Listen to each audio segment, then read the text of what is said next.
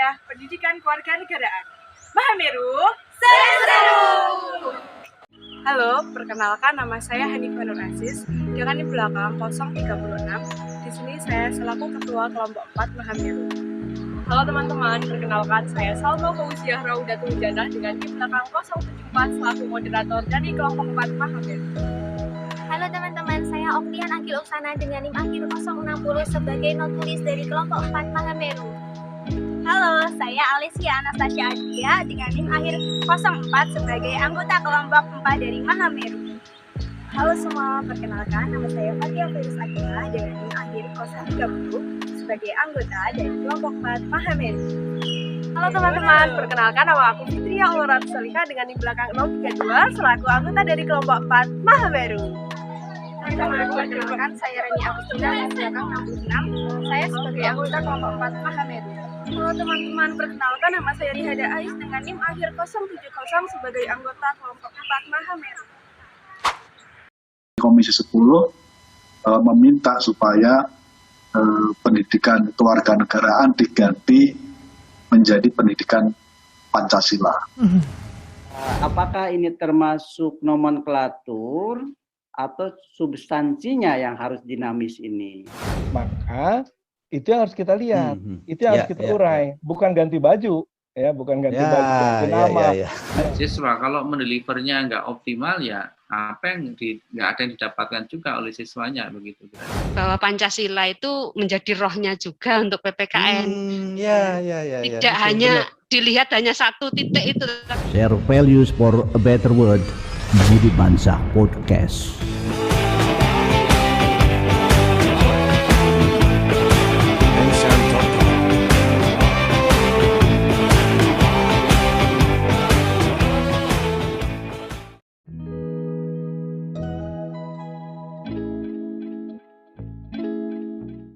Lihat deh, aku tadi baru baca berita loh, katanya PKN mau dihapus. Iya sih, kemarin aku juga sempat baca berita itu. Tapi sebenarnya nggak sepenuhnya dihapus kok, karena PKN bakal gabung sama pendidikan Pancasila. Oh, jadi gitu. Tapi kayaknya banyak yang nggak setuju loh sama aturan baru tersebut. Iya, kemarin aku juga sempat baca komentarnya bahwa memasukkan PKN ke dalam Pancasila merupakan hal yang keliru karena dapat mengancam pertahanan negara. Oh, jadi gitu alasannya. Iya, kalau kamu mau tahu lebih lanjut, kita dengerin penjelasan dari teman kita yuk. Ayo.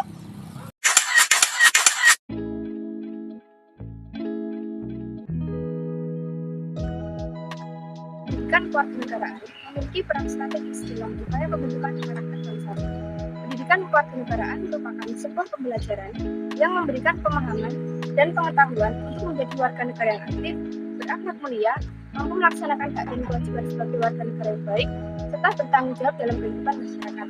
Beberapa waktu yang lalu, rancangan Undang-Undang Sistem Pendidikan Nasional menjadi sorotan karena akan menghapuskan pendidikan kewarganegaraan.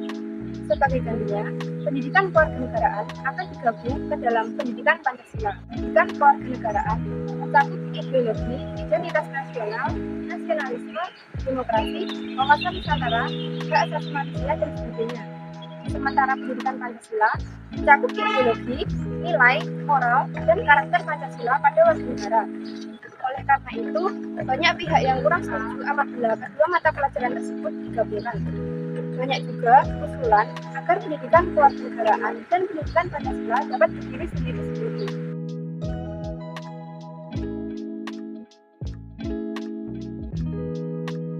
Polemik tersebut dapat terjadi karena upaya pemerintah yang ingin menguatkan nilai Pancasila. RUU Sisdiknas menghapus mata pelajaran atau mapel atau mata kuliah matkul pendidikan kewarganegaraan atau PKN. Sebagai gantinya, PKN akan dimasukkan ke dalam pendidikan Pancasila. Perubahan dalam RUU Sisdiknas tersebut menjadi tidak logis karena Pancasila merupakan bagian dari pendidikan kewarganegaraan. Sebab sebetulnya pendidikan Pancasila sudah tercakup di dalam pendidikan kewarganegaraan. PKN yang juga dikenal atau diberi nama Civic atau Citizenship Education adalah pendidikan untuk warga negara bersifat umum, universal, dan internasional.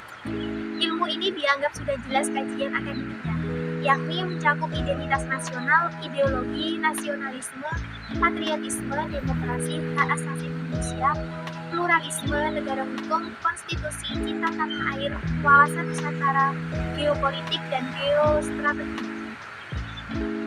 Pemerintah mengganti mata pelajaran PKN menjadi Pancasila karena bertujuan untuk hal yang positif, yang berguna dan bermanfaat untuk kedepannya. Pemerintah tidak semata-mata mengganti mata pelajaran PKN dengan Pancasila karena pemerintah juga memikirkan kedepannya untuk anak bangsa.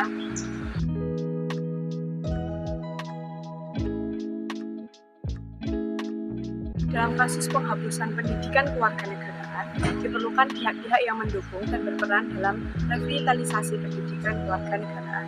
Di antaranya adalah yang pertama pemerintah. Pemerintah memiliki tanggung jawab atas kebijakan yang akan diterapkan. Dalam hal ini, pemerintah berperan dalam revitalisasi pendidikan kewarganegaraan. Apabila pemerintah tidak meresmikan penghapusan pendidikan kewarganegaraan, itu sama artinya pemerintah mendukung upaya menghadirkan kembali generasi yang kuat, kokoh, dan konsisten dengan Pancasila dan Undang-Undang Dasar 1945. Hal tersebut akan berpengaruh pada lembaga-lembaga yang berada di bawah pemerintah. Pihak yang kedua yaitu tenaga pendidik atau guru. Tenaga pendidik berperan dalam revitalisasi pendidikan kewarganegaraan, sebab merupakan salah satu pihak yang berperan dalam pembentukan karakter pada peserta didikan, mulai dari jenjang yang paling dasar hingga jenjang yang paling tinggi. Peran guru sebagai pembimbing harus lebih dipentingkan karena kehadiran guru di sekolah adalah untuk membimbing peserta didik menjadi manusia yang dewasa susila, yang cakap, terampil, berbudi pekerti luhur, dan berakhlak mulia. Oleh karenanya, dalam revitalisasi ini, tenaga pendidik memiliki peran yang baik, yaitu menanamkan nilai-nilai kesadaran akan pentingnya pendidikan kewarganegaraan bagi peserta didik, baik dalam lingkungan keluarga, sekolah, maupun masyarakat. Selain itu, perlu pihak-pihak yang menjadi sasaran revitalisasi pendidikan kewarganegaraan, yaitu pelajar. Pelajar sebagai generasi penerus bangsa sudah semestinya menjadi harapan bangsa.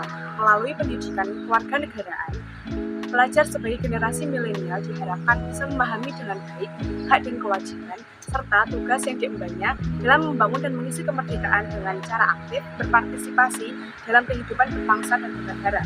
Sebagai penerima mata pelajaran pendidikan kewarganegaraan, apabila pelajar memahami betul kajian pendidikan kewarganegaraan, maka harapan-harapan yang ditanamkan akan terwujud melalui semangat pelajar sebagai generasi.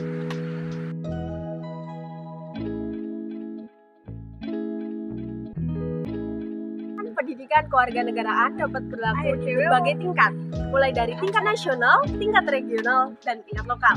Yang pertama yaitu pada tingkat nasional.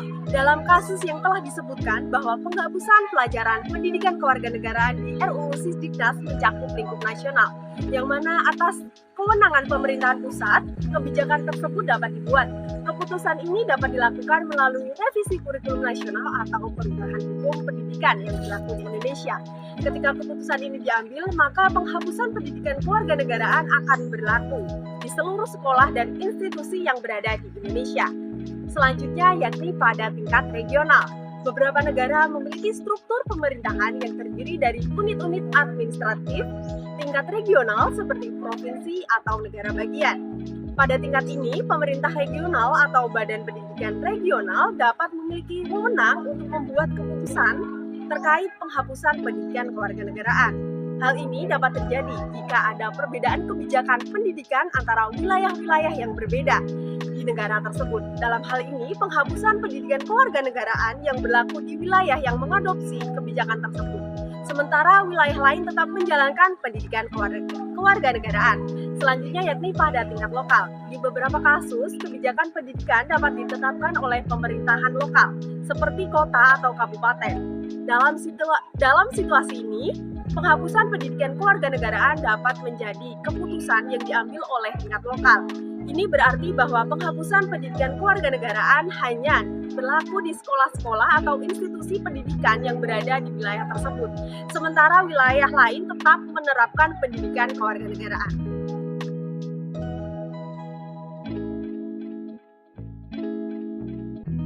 Peraturan Pemerintah Nomor 52 tentang Standar Nasional Pendidikan yang menjadi polemik tersebut ditetapkan pada tanggal 30 Maret 2021 serta diundangkan dan diberlakukan pada tanggal 31 Maret 2021. Akibat polemik yang terjadi, akhirnya Kemdikbud mengajukan revisi pada tanggal 16 April 2021. Pada akhirnya peraturan pemerintah nomor 52 tersebut diubah menjadi peraturan pemerintah nomor 4 tahun 2022 yang ditetapkan, diundangkan, serta diberlakukan pada tanggal 12 Januari 2022.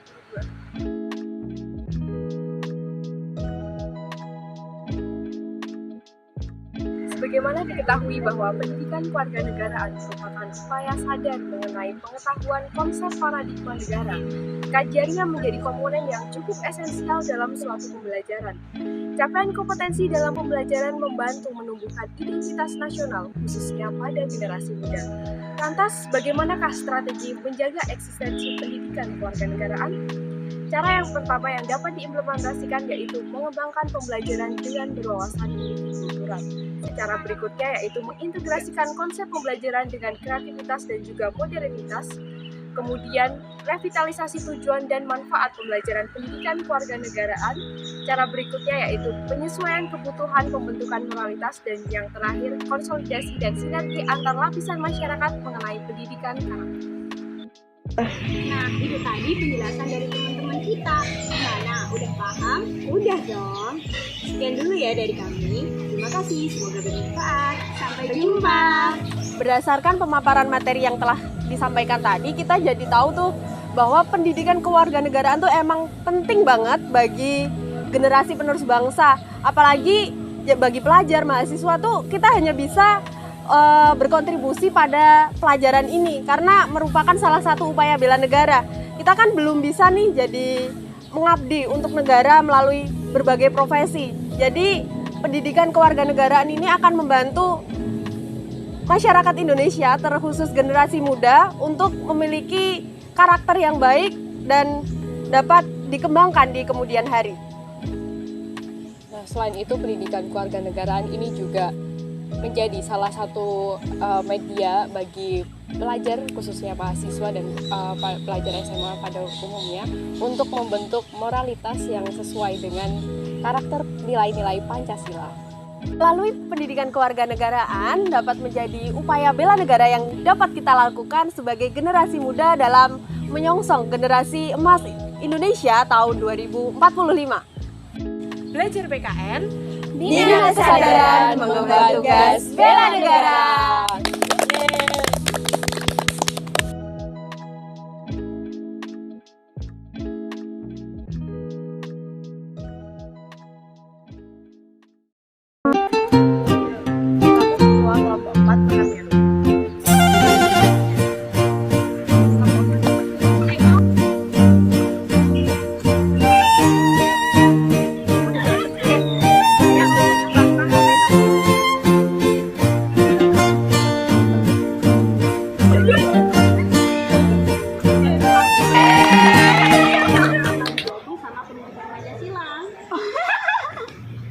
lembaga-lembaga yang berada di bawah pemerintah.